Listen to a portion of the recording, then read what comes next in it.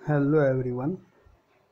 In previous video, we have seen about the bilinear transformation, or we can say that Mobius transformation. Okay.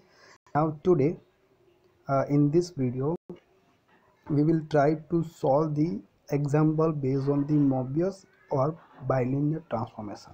Getting, and this topic is most IMP from this unit number 1. So हमने पढ़ा है conformal mapping पढ़ रहे हैं अभी। सो conformal mapping क्या होता है वो ऑलरेडी हमने कल देखा था प्रीवियस वीडियो में, राइट। ओके, उसमें से मैंने आपको बताया था जो मेन ट्रांसफॉर्मेशन जो है वो ये 4 है। उसमें से तीनों को ऐड करेंगे तो बनेगा लीनियर, और ये 4 को ऐड करेंगे तो बनेगा बाइलिनियर। तो वो भी हमने ऑलरेडी देखा है, लेकिन एग्जांपल बाकी है। और ये हमने देखा है, एक ही देखा है अभी तक, इन्वर्जन ट्रांसफॉर्मेशन। ये इम्पोर्टेंट है इसलिए हमने देखा था। तो हमने प्रीवियस वीडियो में देखा था ये मोबियस ट्रांसफॉर्मेशन के बारे में, उसको बोला जाता है बाइलिनियर ट्रांसफॉर्मेशन भी। ओके, एंड आपको याद क्या रखना है, ये क्रॉस रेशियो, ये वाला इक्वेशन, ठीक। और बाद में हमने और एक छोटा सा टॉपिक देखा था, फिक्स्ड या इनवेरिएंट पॉइंट। तो वो कब क्या होता है कि जब हम मैप करते हैं जेड प्लेन में से डब्लू प्लेन में, तो जेड प्लेन में कोई भी पॉइंट को हम मैप करते हैं तो डब्लू में भी वही पॉइंट आता है, मतलब सेम वैल्यू आती है। मतलब जेड इक्वल टू क्या हो जाता है, यहाँ पे डब्लू हो जाता है। गेटिंग, उसको बोलते हैं फिक्स पॉइंट या इनवेरिएंट पॉइंट। सो इनके ये दोनों जो है क्रॉस रेशियो एंड ये फिक्स पॉइंट, उन दोनों के बेस पे हम आज इस वीडियो में एग्जाम्पल देखेंगे। तो देखो यहाँ पे एक एग्जांपल बहुत इजी है, ये टॉपिक इतना इम्पोर्टेंट है नहीं, इनवेरिएंट फिक्स पॉइंट वाला। ठीक। So find the invariant point of the transformation W equal to ये दिया हुआ है। सो ये इनवेरिएंट पॉइंट आपको फाइंड आउट करना है। तो हमें पता है कि invariant point are obtain by putting W equal to Z। So क्योंकि इनवेरिएंट पॉइंट हो, फिक्स पॉइंट हो, तो वहाँ पे क्या होता है, W इक्वल टू Z होता है। तो हम क्या करेंगे कि यहाँ पे जो ट्रांसफॉर्मेशन दिया हुआ है वहाँ पे W इक्वल टू क्या रख देंगे, Z। तो ये इक्वेशन आ जाएगा। गेटिंग। अब क्या करेंगे, इनको थोड़ा सिंप्लीफाई कर देंगे। ये 1 माइनस जेड जो है, इनको हम ये जेड से मल्टीप्लाई करेंगे तो हमारा क्या आएगा, ये इक्वेशन आ जाएगा। ओके, अब देखो दोनों साइड पे यहाँ पे क्या होता है, जो जेड है वो क्या हो जाता है, कैंसल आउट हो जाता है। तो बाकी क्या रहेगा, minus Z square equal to 1। हम लिख सकते हैं जेड स्क्वेयर इक्वल टू -1। तो सिंपल हो गए, पॉइंट मिल गए जेड के। तो जेड इक्वल टू क्या लिखेंगे, -1 है तो स्क्वायर रूट -1 लिखते हैं, यानी प्लस और minus. So Z equal to क्या आ जाएगा, स्क्वायर रूट -1 है तो उसको क्या लिखते हैं, आई लिखते हैं, आयोडा। सो आंसर हमारा आएगा जेड इक्वल टू प्लस और माइनस आई। तो दो पॉइंट मिले, प्लस आई एंड माइनस आई। सो यहाँ पे जो है इनवेरिएंट में क्वाड्रेटिक इक्वेशन आता है, हमने जो देखा वैसे ये। ओके, तो उसके मैक्सिमम कितने पॉइंट मिलेंगे, हमें 2 मिलेंगे। या तो कोई एक मिल सकता है या तो कोई एक मिलेगा वो रिपीट हो सकता है, तो मैक्सिमम वही पॉइंट मिलेंगे, राइट। तो बहुत ईजी है, इतना एमपी है नहीं, लेकिन टॉपिक है तो मैं आपको बता देता हूँ स्पीड से थोड़ा।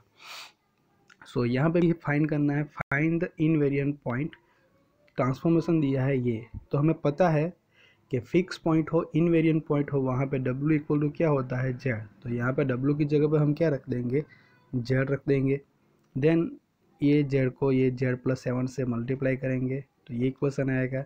ये जो टर्म है उनको लेफ्ट साइड ले लेंगे तो एक क्वाड्रेटिक इक्वेशन हमें मिल जाएगा। अब उसके हम रूट फाइंड आउट करेंगे तो वो भी इजी है यहाँ पे, गेटिंग। तो रूट जो है वो तो आपको पता ही है, स्कूल में भी आता है, तो मैं यहाँ पे आपको बताऊंगा नहीं कि कैसे फाइंड आउट करते हैं, गेटिंग।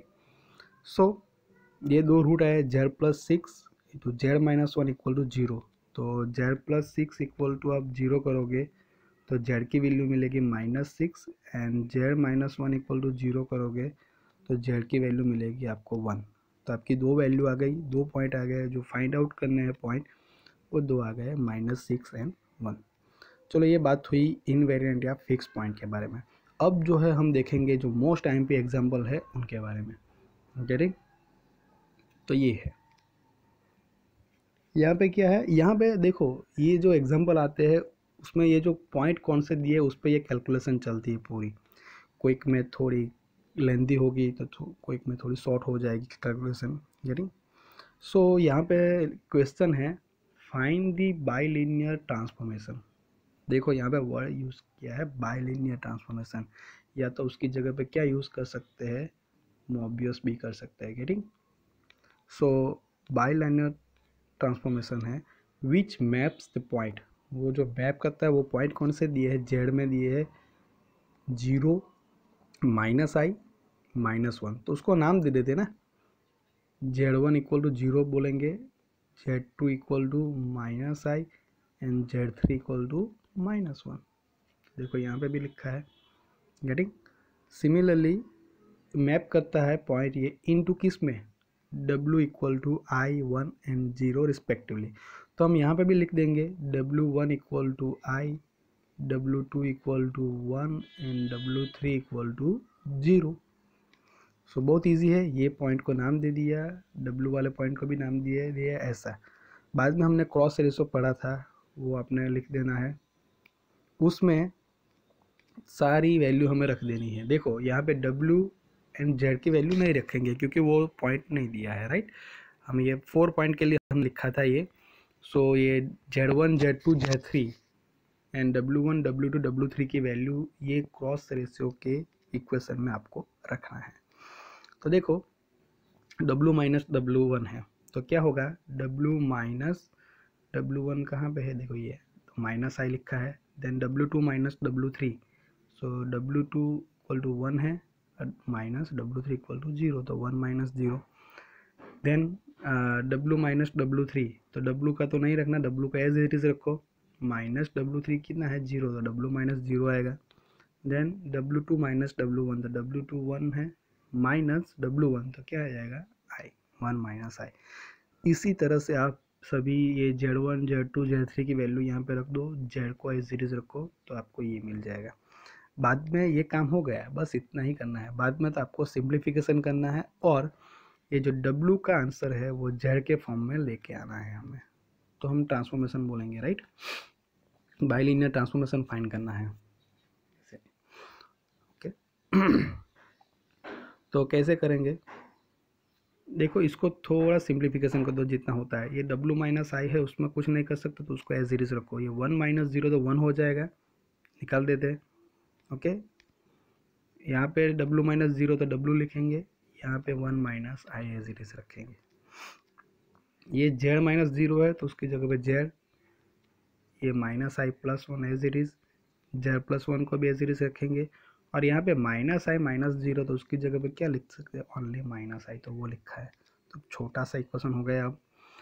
अब देखो क्या करना है, यहाँ पे ये ब्रैकेट को ओपन कर देंगे तो आएगा W - iW, और यहाँ पे ये ब्रैकेट को ओपन करेंगे तो क्या आएगा -ZI + Z, एंड यहाँ पे -i, ये ब्रैकेट भी ओपन करेंगे तो क्या आएगा -IZ - i, उसको मल्टीप्लाई कर दो, सभी ब्रैकेट को ओपन कर दिया, तो ये हमारा इक्वेशन आया है अभी। अब क्या करेंगे, तो ये क्रॉस मल्टीप्लिकेशन कर दो, इनको ये इनके साथ मल्टीप्लाई होगा, ये इनके साथ मल्टीप्लाई होगा, देखो ओके, तो ये टर्म आएगा। अब क्या करो, ये ब्रैकेट को ओपन कर दो।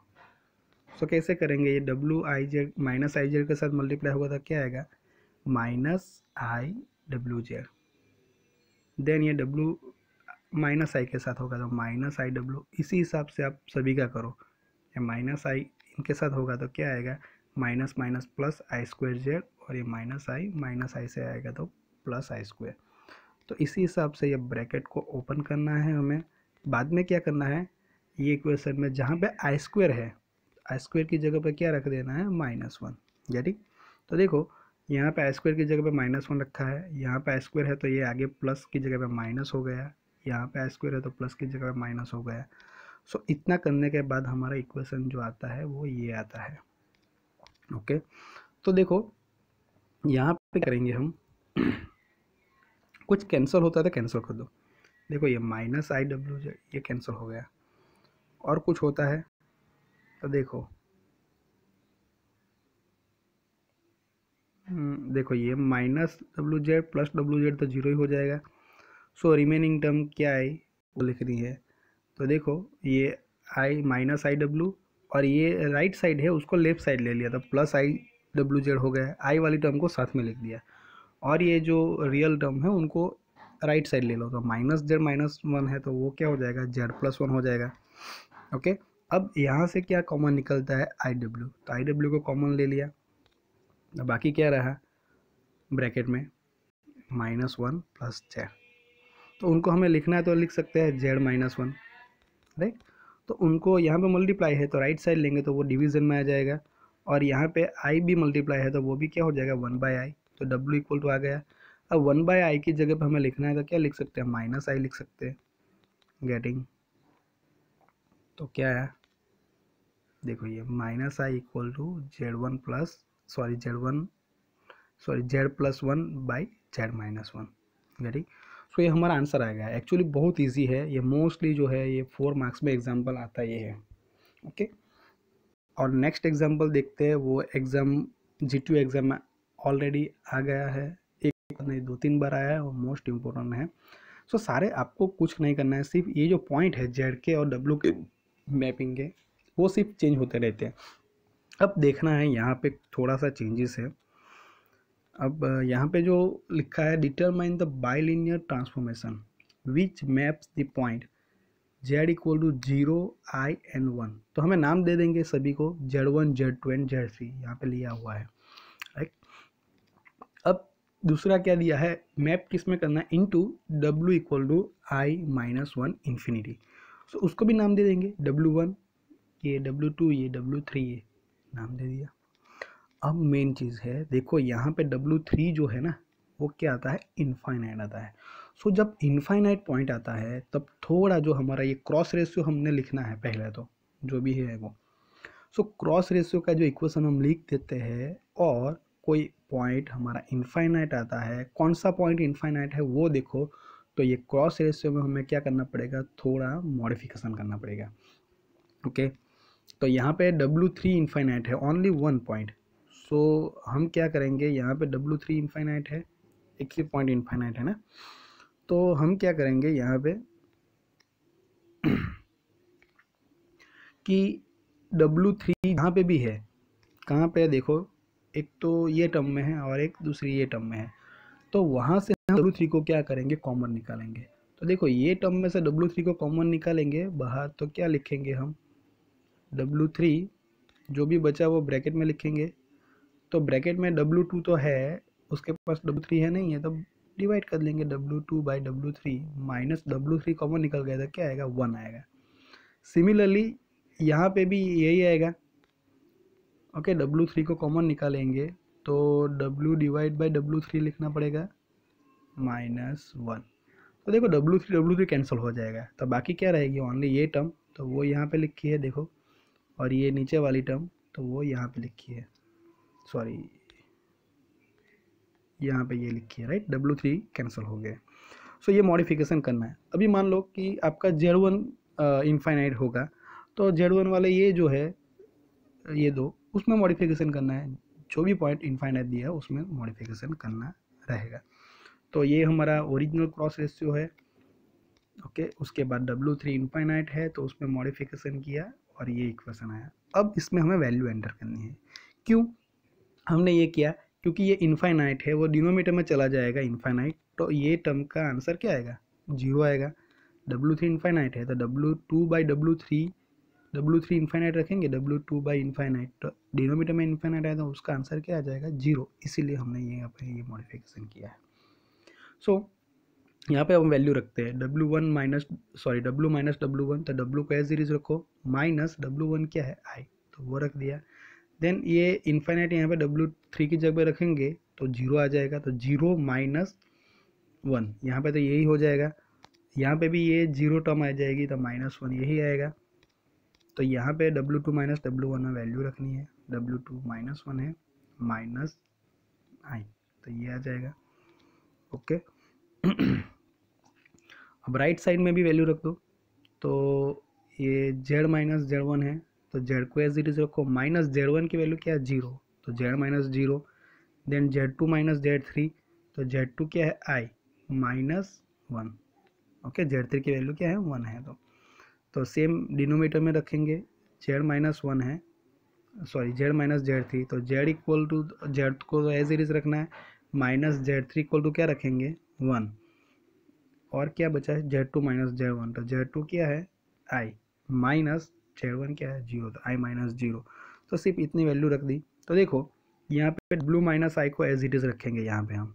अब थोड़ा चेंजेस करेंगे, यहाँ पे डायरेक्ट लिख दिया है, आपको 2-3 स्टेप आपको ज़्यादा लिखना तो आप लिख सकते हो 1 बाई 1। ये क्या है 0 माइनस 1 है, तो यहाँ पे माइनस 1 आएगा, यहाँ पे भी क्या आएगा 0 माइनस 1 है तो माइनस 1 आएगा, गेटिंग। तो ये तो कैंसिल आउट हो जाएंगे, तो पूरा निकल गया, ये तो निकल ही गया। तो W माइनस आई यहाँ पे हमने लिखा है। अब देखो ये -1 माइनस आई है, ओके, तो उनको हम क्या करेंगे, माइनस को कॉमन निकालेंगे, तो वो क्या हो जाएगा 1 प्लस आई लिख सकते हैं हम यहाँ पे, ये -1 आई की जगह पे, राइट। अब देखो राइट साइड, ये जेड माइनस 0 है तो हम जेड लिख सकते हैं, यहाँ पे लिखा है, एंड आई माइनस 1 है, उसकी जगह पे हमने क्या रखा है, देखो यहाँ पे 1 प्लस आई है ना, तो हम 1 को पहले लिखेंगे, तो यहाँ पे आई माइनस 1 है तो उसकी जगह पे हमें क्या लिखना है 1 माइनस आई। तो कैसे लिखेंगे, माइनस को बाहर निकालेंगे तो क्या हो जाएगा, यहाँ पे ये माइनस को बाहर निकालेंगे तो 1 माइनस आई हो जाएगा। अब देखो ये जो टर्म है, ये वाली टर्म, इनको यहाँ पे राइट साइड लेके जाओ तो यहाँ पे न्यूमरेटर में मल्टीप्लाई हो जाएगी, तो ये जेड माइनस जेड 0 की जगह पे तो जेड लिखा, ये आई माइनस 1 की जगह पे हमने क्या है 1 माइनस 1 माइनस आई, तो यहाँ पे 1 माइनस आई तो है, और ये जो टर्म है ये, इसकी जगह पे हम ये माइनस को निकालेंगे तो 1 प्लस आएगा, तो 1 प्लस आई ये हो गया, ये माइनस और ये माइनस वो क्या हो जाएगा प्लस, तो वो निकल गया पिक्चर में से, गेटिंग। तो यहाँ से माइनस को निकल के उसको यहाँ पे न्यूमरेटर में लेके जाना है और इसको चेंज करना है 1 माइनस आई के फॉर्म में। तो देखो ये आ गया फाइनली, डिनोमीटर में जेड माइनस 1 है उसको एज इट इज रहने दो, यहाँ पे आई माइनस 0 है वो आएगा। अब यहाँ पे थोड़ा चेंजेस करेंगे, तो देखो क्या करेंगे नेक्स्ट स्टेप में, ये माइनस आई है यहाँ पे राइट साइड जाएगा तो प्लस आई हो जाएगा, राइट।